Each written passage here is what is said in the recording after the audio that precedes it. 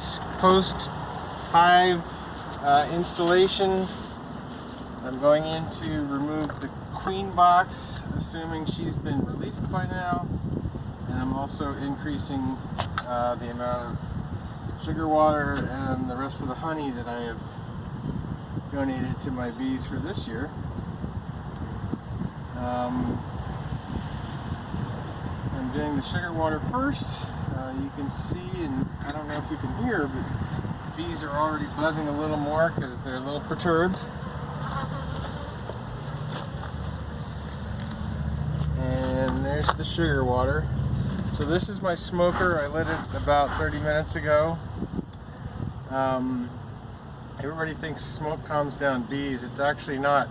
The smoke causes the bees to think the house is burning down. The bees then go and gorge themselves on as much honey as they can possibly take to bring to the hive that they would secure after the fire. And then they go blah with all the honey in them. So a couple quick zaps of smoke. Give them a few seconds to figure out that the fire's coming. And then you open it up.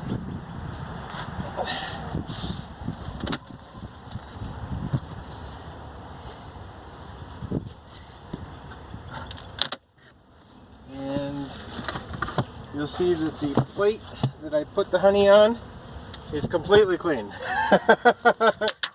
Absolutely no honey left over whatsoever. They ate that, and what they didn't eat, I'm sure they stored.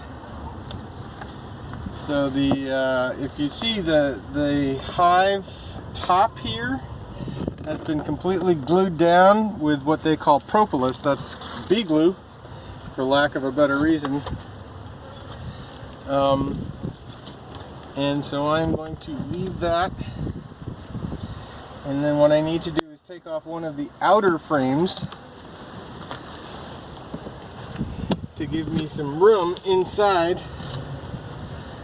And there's just a couple bees on there on each side, but that gives me the luxury of being able to crack these open so that I can remove what I'm hoping is an empty bee box. Oh, and my plate just fell. And you'll see that the marshmallow is gone.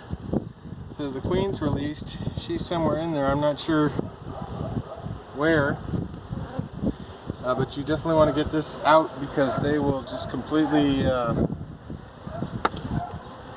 fill it and seal it in there for good.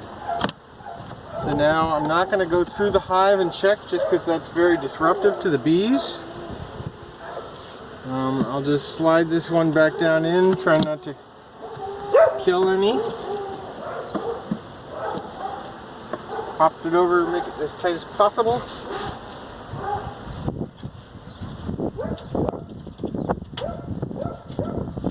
Grab my stupid honey plate.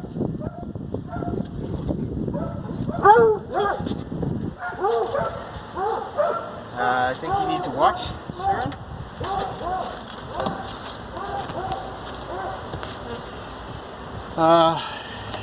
Put the top back on. And obviously, unfortunately, putting it on backwards.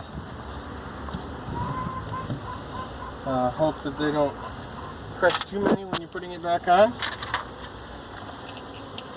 And I'm going to treat them to the rest of the honey that was left over that I'm willing to give them. I do have a little bit more than this, but it's mine. But they can have this. And as seen, they will definitely prefer honey over sugar water just because it's much more nutritious from their standpoint. I will also this time leave the jar out because that will be rated out by them. Put on the top again and put the rock back on. And that's it. Now I'll run away from the bees so I don't get stung. Okay, that's a wrap.